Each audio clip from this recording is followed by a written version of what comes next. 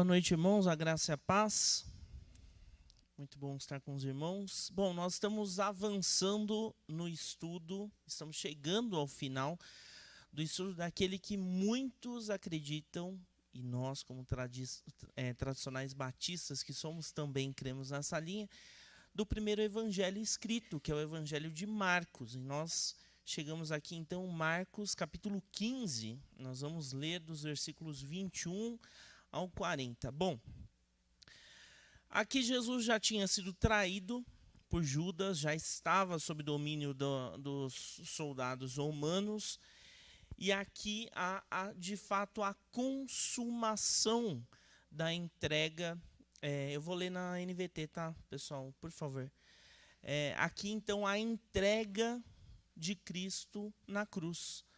Aquele consumar, a entrega de Cristo em nosso favor, como parte do plano de redenção de Deus em nosso favor. Então, vamos abrir lá em Marcos 15, de 21 a 40. Diz assim: um homem chamado Simão de Cirene estava ali naquele momento, vindo do campo.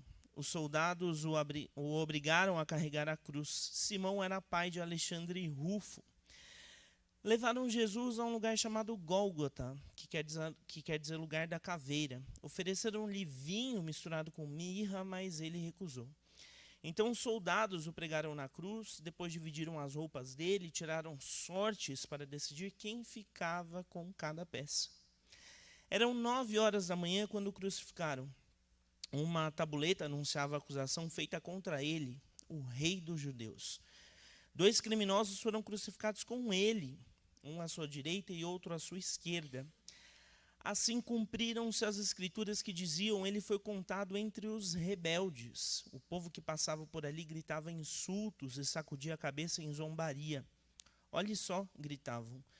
Você disse que destruiria o templo e o reconstruiria em 3 dias. Pois bem, salve a si mesmo e desça da cruz. Os principais sacerdotes e os mestres da lei também zombavam de Jesus. Salvou os outros, mas não pôde salvar a si mesmo.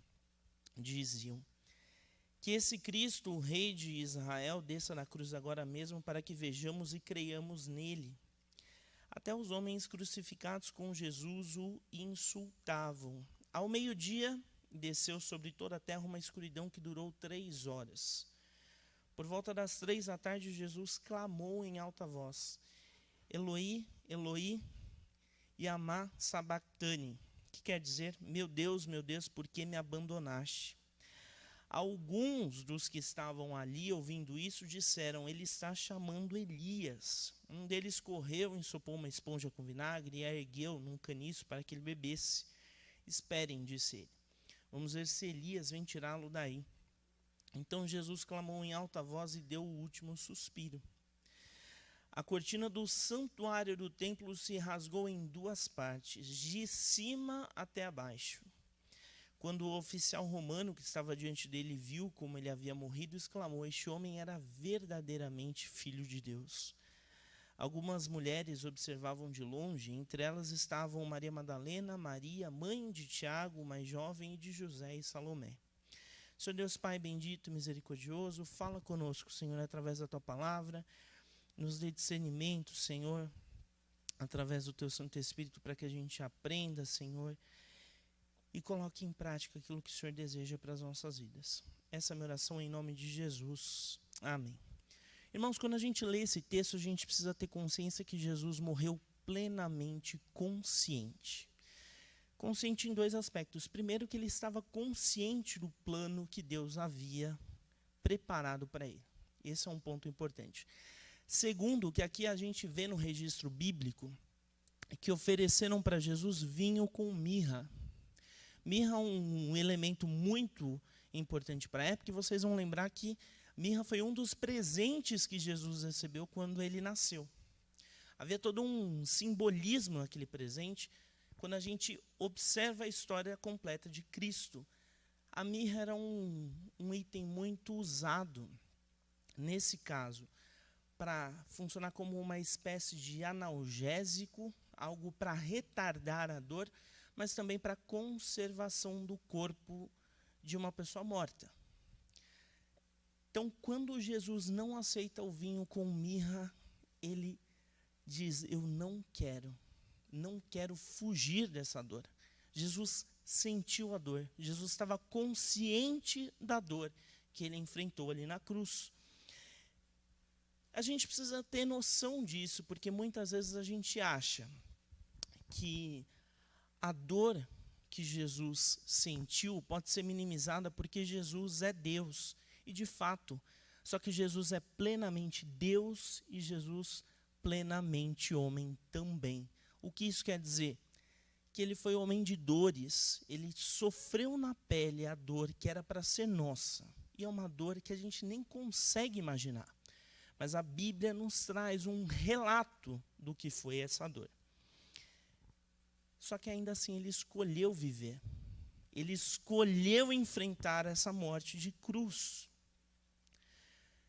Só esse fato já deveria por si só nos deixar constrangidos. Porque quem nos amaria a tal ponto de forma voluntária, se entregar em nosso favor? Só alguém que nos ama muito, muito, muito mesmo.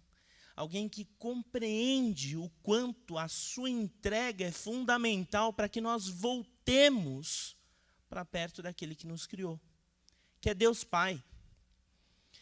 Meus irmãos, o pecado nos afastou do plano original de Deus, para que nós vivêssemos uma vida pela eternidade ao lado de Deus Pai. Só que nós comungamos do pecado de Adão e Eva e isso nos afasta. E Cristo veio como um modelo perfeito de homem, como traz lá Hebreus. Quando você lê Hebreus, você vê isso claramente. Que é possível em Cristo viver uma vida de acordo com a vontade de Deus. Mas é só em Cristo, não é na nossa força. Quando a gente vê, então, a morte que Jesus enfrentou, uma morte de cruz, a gente precisa ter em mente que a morte de cruz não era uma morte instantânea. Não é como se fosse um tiro, a pessoa cai já morta. Costumava-se demorar horas ou dias para que uma pessoa morresse. E era muito comum que os soldados quebrassem as pernas das pessoas para que, com o peso do corpo, a pessoa tivesse a morte acelerada. Quando a gente vê, então, para a crucificação de Cristo, quando a gente olha para o Cristo crucificado, a gente vê Cristo colocando em prática um dos salmos mais fortes que nós temos, que é o Salmo 22. Nesse salmo, um salmo davídico, a gente tem aquela conhecida frase dita por Jesus: Deus meu, por que me desamparaste? Alguns vão dizer que aqui a gente tem uma confrontação de Jesus com relação ao Deus Pai, mas essa é uma teoria que Lucas, eu não estou falando dos outros, mas eu acho uma teoria absurda, porque o que a gente tem é justamente o próprio Cristo apontando para o cumprimento da vontade do Pai. Ele se entregou de forma voluntária para viver essa morte. Ele estava fazendo uma ligação direta com aquilo que já havia sido predito muito antes, apontando para aquelas pessoas: olha, esse momento já havia sido dito, compartilhado com vocês. Era necessário que eu vivesse. Então Cristo se fez o próprio sacrifício para que a vontade de Deus prevalecesse. Bom, lá no Salmo 22, 18, tem uma coisa que a gente lê aqui em Marcos 15, 24. Lá em Salmo 22, 18, tem assim: repartem minhas roupas entre si e lançam sortes por minha veste. Aqui é mais uma relação do Salmo 22 nesse contexto de Jesus. Então, Jesus entregue a condenação, tiram dele até a túnica e lançam sortes para ver com quem que ela ficaria. João vai trazer lá um relato mais detalhado, em João 19, 23 e 24, que a túnica de Jesus foi feita a partir de um pedaço de tecido. Normalmente as túnicas eram feitas com 2 tecidos costurados no ombro e nas laterais. Uma túnica feita com apenas um corte era uma peça incomum na Judéia daquele período. Era como uma peça de roupa íntima fina ou uma roupa infantil. Mas é que a gente pode entender como uma roupa singular,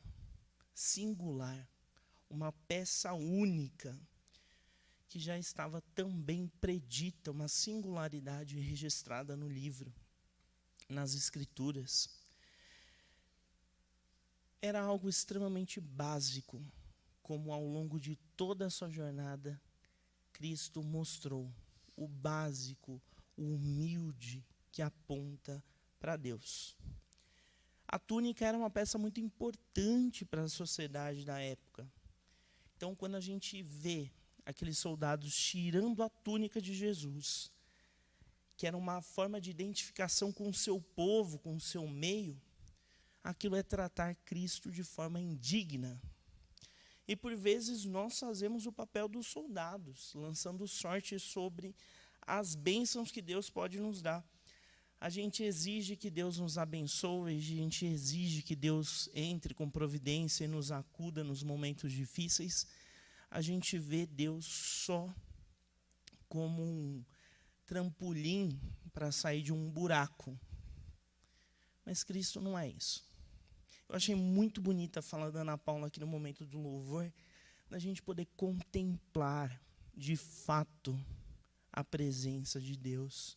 Onde quer que nós estejamos, isso nos deve trazer alegria. A gente tem que viver com essa alegria, a gente tem que entender a profundidade disso. Onde nós estivermos, quando nós estivermos, a gente está só uma oração de distância do nosso Pai. Então, quando a gente tem essa compreensão, a gente sabe que Cristo não é o nosso solucionador oficial de problemas, mas Ele traz uma solução definitiva para a nossa vida. É nele que a gente aprende a confiar. A gente não pode ter Cristo como uma carta estratégica do jogo da vida, né? De um Uno da vida. Cristo é muito mais do que isso. Cristo é muito mais do que isso. Bom, então, quando a gente vê Cristo, a gente vê o homem perfeito, o exemplo perfeito dado por Deus. É aquele que cumpre fielmente a vontade do Pai, a ponto de ser a própria oferta para ele. E o homem perfeito, ele não cria barreiras na adoração sincera a Deus. Como? Se entregando. A adoração sincera a Deus é a oferta da própria vida. Você não pode separar a sua adoração e aquilo que você lança ao Senhor só para domingo de manhã, domingo à noite ou quarta-feira, ou para o PGM. A sua adoração a Deus tem que ser constante, onde você estiver. E Cristo se entregou. E quando a gente se entrega a exemplo de Cristo, numa adoração sincera, a gente causa impacto, porque foi assim com Cristo. E em Marcos a gente tem um relato, e outros evangelhos também trazem, de Jesus sendo colocado entre ladrões. Isso foi algo predito também. O profeta Isaías traz lá em Isaías 53, 12, ele foi colocado entre os 2 ladrões, um à direita e outro à esquerda. Eu lhe darei as honras de um soldado vitorioso, pois ele se expôs à morte, foi contado entre os rebeldes, levou sobre si a culpa de muitos e intercedeu pelos pecadores. O mundo vai tentar derrubar a gente de muitas formas. Vai tentar fazer com que o evangelho de Cristo seja minimizado, seja tornado comum. O mundo vai dizer que Jesus é só um caminho, é só uma verdade e é só uma vida. Só que não é isso que o próprio Cristo fala para a gente lá em João 14,6. Ele fala, eu sou o caminho, a verdade e a vida. Ninguém pode vir ao Pai senão por mim. No mundo tudo é relativo, mas no Evangelho de Cristo não tem espaço para relatividade. A pós-verdade não vinga no cristianismo. E é por isso que muitas pessoas patinam na fé. Porque as pessoas acham que elas podem ser relativas durante a semana na forma como conduzem a sua fé, só que com Cristo não há tempo para brincadeira. A gente está numa corrida contra o tempo, há uma guerra por aí, a gente tem que ir para campo. E a gente só pode ir para campo armado, com as armaduras de Cristo. É o que Paulo vai trazer em Efésios. E nós precisamos estar preparados com as armaduras, verdadeiros guerreiros para viver aquela guerra que é espiritual. Aquela guerra pelo reino que já e ainda não. Mas nós somos chamados para essa guerra. Critica-se tanto a igreja e Cristo como se eles fossem sinal de pensamentos atrasados. Quem é que nunca ouviu alguém falando mal de Cristo ou da igreja? Principalmente hoje em dia, numa sociedade tão liberal como a gente tem, as pessoas acham que a igreja é sinônimo de acumulação de riquezas, de propriedade, a teologia do positivismo, da prosperidade, que é um câncer no meio evangélico. A gente sofre isso dos anos 90, 2000 para cá, até hoje a gente vive isso. Até hoje a gente vive isso. E é um grande desafio quando a gente sai por aí para pregar verdadeiramente o evangelho, porque as pessoas acham que nós temos interesses financeiros sobre elas. E a gente não tem. A gente quer que o evangelho seja pregado para que essa pessoa receba de graça a graça do evangelho de Cristo. O evangelho de Cristo é a mensagem mais à frente de qualquer tempo que há. É por isso que a gente não pode pensar que o evangelho é algo que nos limita. O evangelho é algo que nos liberta. E a gente precisa ter isso em mente. E quando a gente compartilhar o evangelho com as pessoas, a gente precisa ter isso em mente. Você não está preso porque segue a Cristo. Cristo te libertou para que você possa viver a vontade de Deus. Aqueles que criticam, então, o evangelho fazem isso porque não toleram a dureza da justiça que há para o pecado. Para aqueles pecadores não arrependidos, o reino de Deus não é presente. Ele é sinônimo de condenação. E essa mensagem é batida na cabeça dessas pessoas toda hora. Para quem não é arrependido, a justiça grita mais do que a graça. Essas pessoas não entendem o que é graça. Por quê? Porque elas são alarmadas em relação ao peso do pecado que elas carregam. E elas tentam esconder isso. Como? Vivendo uma vida baseada no seu prazer, na sua própria vontade, numa alegria temporária e falsa, que vai passar.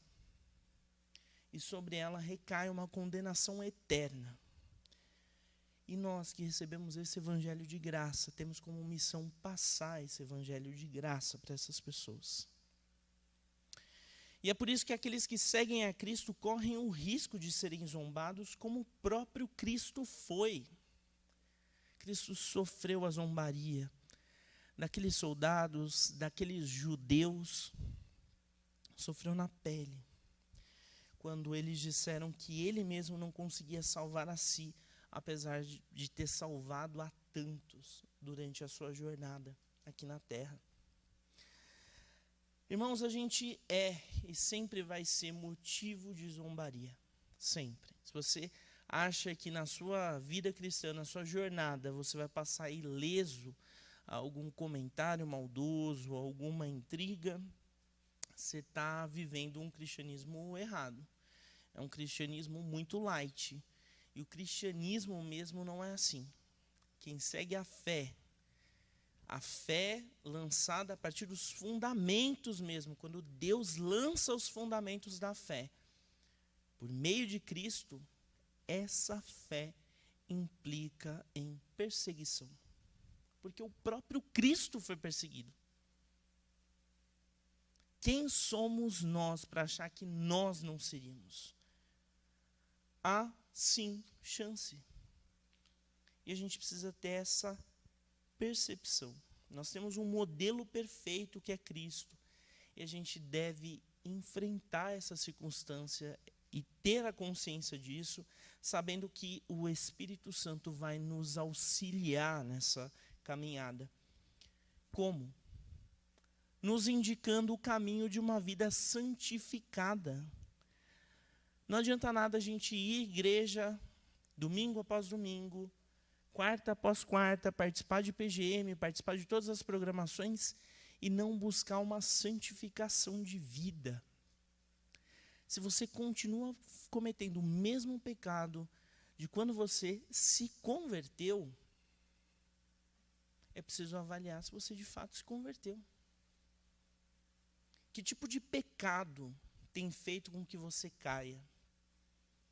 A gente precisa buscar a santificação. Porque é com a santificação que Deus trabalha no nosso coração para que nós avancemos no plano de termos o caráter moldado à medida do caráter de Cristo, que é o homem perfeito. Todo o evangelho se resume em: nos foi dado um presente, e o presente é Cristo. E por que Cristo é o presente? Porque Deus nos amou desde antes de nós pecarmos. Deus nos amou quando nós ainda éramos inimigos dele. E nós recebemos um presente que nos reaproxima do Senhor, que nos integra à família dele. Por isso que Cristo é o primogênito, o primeiro de muitos.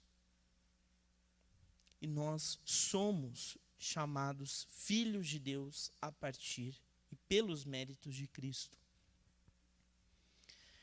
Então, chegada a hora sexta, por volta do meio-dia, houve uma grande escuridão. Estudiosos aqui argumentam o que poderia ter acontecido, se foi um eclipse total ou não. Pelo momento do ano, acredita-se que aquilo não tenha sido um eclipse, porque aquilo era impossível para aquela época do ano. O que muitos apontam é que de fato foi algo sobrenatural. E é o que nós cremos. Apontava para uma grande intervenção divina na história. Pouco antes então de morrer, Jesus cita o Salmo 22 e o grito traz uma ideia do grande sofrimento de Cristo. Ele sintetiza o abandono, sobretudo na questão da compreensão do seu povo para com ele dentro da vontade do Pai. Só que a dor maior não é a física, mas uma agonia extrema por levar sobre si todos os pecados do mundo. E esse sentido de abandono, o desamparo que o texto traz, não é de deixar de lado, de Cristo ter sido esquecido por Deus, mas é da interrupção da comunhão de Deus Pai com Deus Filho. Nessa entrega, nesse momento, essa comunhão deixa de acontecer. E por isso há essa ideia do abandonaste. Cristo tornou-se substituto do pecado. Fez-se pecado por nós, como traz Paulo lá em 2 Coríntios 5:21. E há muitos que acham que conseguem conciliar a vida com Deus e as suas próprias vontades. Aqueles que acham que conseguem viver e servir a Jesus com o seu pecado de estimação no bolso, está enganando a si mesmo. Você não pode dar altar para um outro Deus no coração que não seja Cristo. E quando você tem o Espírito Santo, ele te conduz naturalmente para que os altares sejam quebrados. É como quando a gente vê lá os textos, os livros do Antigo Testamento, a gente vê lá reis de Israel que fazem reformas significativas, quebrando altares. É isso. O nosso coração precisa de uma reforma. E essa reforma é uma ação do Espírito, quando a gente conhece a nossa condição. E o grande reformador do nosso coração é Cristo, por meio do Espírito Santo. Nós somos transformados, nós somos trabalhados, e a gente passa a viver um cristianismo sincero. E não só aquele fajuto de acompanhar culto de domingo, é de viver de fato o que a Bíblia quer que a gente viva durante os 7 dias da semana. Ainda nesse texto, a gente tem versículos que são chave, que é o texto de Marcos 15, 37 a 39. Então, Jesus clamou em alta voz e deu o último suspiro. A cortina do santuário do templo se rasgou em 2 partes, de cima até embaixo. Quando o oficial romano que estava diante dele viu como ele havia morrido, exclamou: este homem era verdadeiramente o Filho de Deus. No original, aqui fica uma dúvida, né? Esse artigo aqui é meio oculto. A gente lê verdadeiramente Filho de Deus. A gente vê esse texto e muitos têm uma visão meio apaixonada, né? Olha lá, o romano reconheceu a divindade de Cristo. Ele reconheceu que algo sobrenatural aconteceu. A tradução mais correta aqui seria, olha, é um filho de Deus. É filho de Deus. Quando a gente coloca esse artigo definido, a gente de fato coloca Cristo no seu devido lugar. Só que a gente precisa levar em consideração o que é a mentalidade de um romano naquela época de Jesus. Ele não tinha compreensão plena, era um gentil, não sabia do amor de Deus para com o povo de Israel, todo o propósito de Deus por meio do povo de Israel, e muito menos da ação de Cristo como peça central no plano da redenção. A gente romantiza essa passagem, mas a gente precisa ter em consideração o que ela de fato traz. A gente tem uma pessoa reconhecendo a ação sobrenatural de Deus na história naquele momento. Historiadores vão olhar para esse momento e vão trazer o Jesus histórico. Só que a gente não adora, a gente não vive o Jesus histórico apenas. Um homem temporal, que foi importante para aquele período, com algumas implicações para a atualidade. A gente ama, a gente adora o Cristo que vive, porque ele ressuscitou. Você tem noção disso? Vocês têm noção disso? Buda está morto. Os fundadores da igreja do Jesus Cristo Santo dos Últimos Dias estão mortos. A Ellen White está morta. Cristo vive. Cristo vive. É esse Deus a qual nós prestamos louvor e adoração. E uma das coisas mais lindas desse texto é o registro de que a cortina, o véu, rasgou-se de cima a baixo. Isso é uma clara indicação da ação divina. Foi Deus que rompeu esse pano, rompeu esse véu. Porque a cortina, o véu, era um pesado pano que separava o lugar santo dos santos, lá no santuário. Ali havia uma restrição. Só o lugar santíssimo era acessado por sacerdotes. Ali eles prestavam adoração a Deus. Quando esse véu é rasgado, isso quer dizer que nós podemos ter livre acesso a Deus. Por quê? Hebreus vai nos trazer. Hebreus eu amo ler Hebreus, porque Hebreus abre a revelação do que é o plano da redenção de Deus por nós. Ali o autor de Hebreus nos traz que Cristo é apóstolo e sumo sacerdote. E é nele que nós podemos ter livre acesso ao Pai. Então é muito significativo ver o que esse centurião fez. É muito significativo ver o que aconteceu. Mas a gente precisa entender que há algo mais. A morte de Cristo não foi em vão. Ela nos passa uma mensagem. E a gente está chegando para a comemoração da Páscoa, o dia da ressurreição, aqui no nosso contexto cristão evangélico. A grande verdade, aquilo que deve fazer o nosso coração arder, não é de que Cristo simplesmente veio para nos purificar dos pecados, para nos perdoar os pecados. Mas a nossa alegria deve ser que nós vivemos nele, com ele e pelos méritos dele. As bênçãos, as graças, as coisas que vêm, são fruto dessa relação, elas vão surgir e nós podemos nos alegrar com elas. A gente pode se alegrar com uma bênção financeira, eu não duvido que Deus possa fazer. E a gente deve se alegrar, a gente deve ser grato a isso. Mas a gente tem que ser grato, sobretudo, porque Deus nos amou a ponto de nos mandar Cristo. E Cristo é aquele que nos estimula a uma vida santa diferente. Porque se a gente não seguir pela santificação, se a gente não buscar uma vida diferente, a gente está sendo cristão de forma errada. A gente está sendo cristão de forma legalista.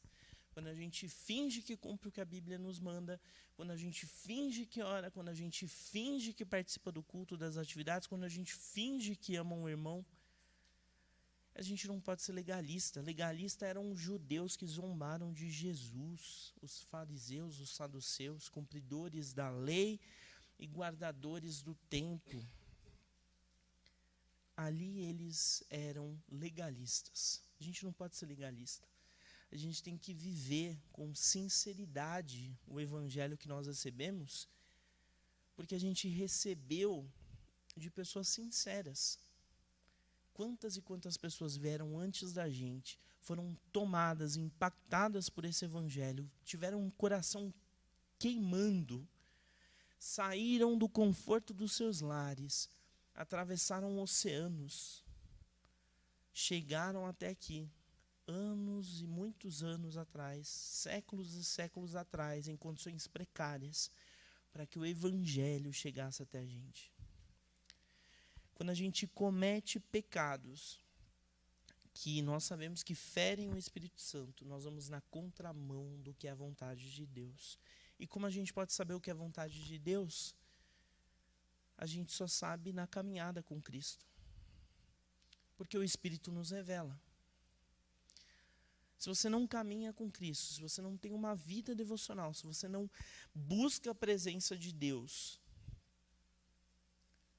não vai ser num simples sonho ou numa manhã algo vai passar no outdoor que você encontrar pela avenida, ou você liga lá no canal de notícias, vai estar lá no GC do canal de notícias qual é a vontade de Deus para a sua vida. Isso é revelado aos poucos, porque a gente sabe que tudo no reino é gradual.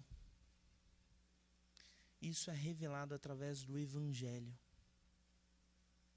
Quando se vive o Evangelho. Cristo, então, preparou o caminho para que a nossa fé fosse fortalecida, para que o Espírito trabalhasse no nosso caráter, para que nós fôssemos homens e mulheres melhores. Não pela nossa força, não pela nossa condição, mas à medida do caráter de Cristo, que é a medida perfeita, o caráter perfeito. Irmãos, vocês vão sair daqui com um grande desafio, e eu saio com esse grande desafio também. A morte de Cristo não foi em vão. A morte de Cristo cumpriu e cumpre um grande propósito no plano de reaproximação nosso, das pessoas que estão no mundo, a Deus. Nos foi dado o ministério da reconciliação. Paulo nos traz isso. O que é isso? Reconciliar o mundo com seu Criador, para que o mundo ouça a mensagem maravilhosa da redenção, tenha o coração constrangido e viva sinceramente o que é a vontade de Deus. Então, ser um cristão segundo a vontade de Deus requer o quê? Dependência.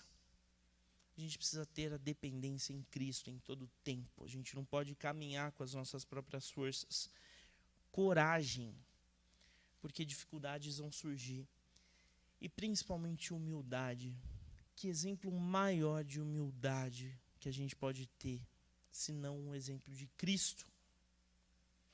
Cristo é o maior exemplo de humildade. Então, que nós sejamos dependentes, corajosos em Cristo e humildes, para que a gente reconheça a nossa condição, reconheça o nosso lugar e reconheça a vontade de Deus nas nossas vidas, para que a gente não dê vazão à nossa vontade, porque se a gente fizer a nossa própria vontade, irmãos, a gente vai para o buraco. Sabe o que é pior? A gente leva outros para o buraco também. Que essa noite você ore ao Senhor e peça para que essa palavra te incomode tanto, tanto, que você assuma o compromisso de compartilhar nessa aproximação da Páscoa e pós-Páscoa também o que a morte de Cristo representa para a gente e o que pode representar para as outras pessoas. Amém? Senhor Deus, Pai querido, Deus bendito, nós te agradecemos, Senhor. Obrigado, Pai, por esse tempo. Obrigado, Senhor, pelo registro da Tua palavra. Que ela faça morada, Senhor, nos nossos corações. Que nós possamos, Pai, com a ação do Teu Santo Espírito, colocá-la em prática e viver, Senhor, um evangelho digno de glorificar o Teu nome. Que nós sejamos chamados verdadeiramente de cristãos, filhos do Deus Altíssimo, pelos méritos de Cristo. Pai, obrigado por essa igreja, obrigado por hoje. Essa é a minha oração em nome de Jesus. Amém.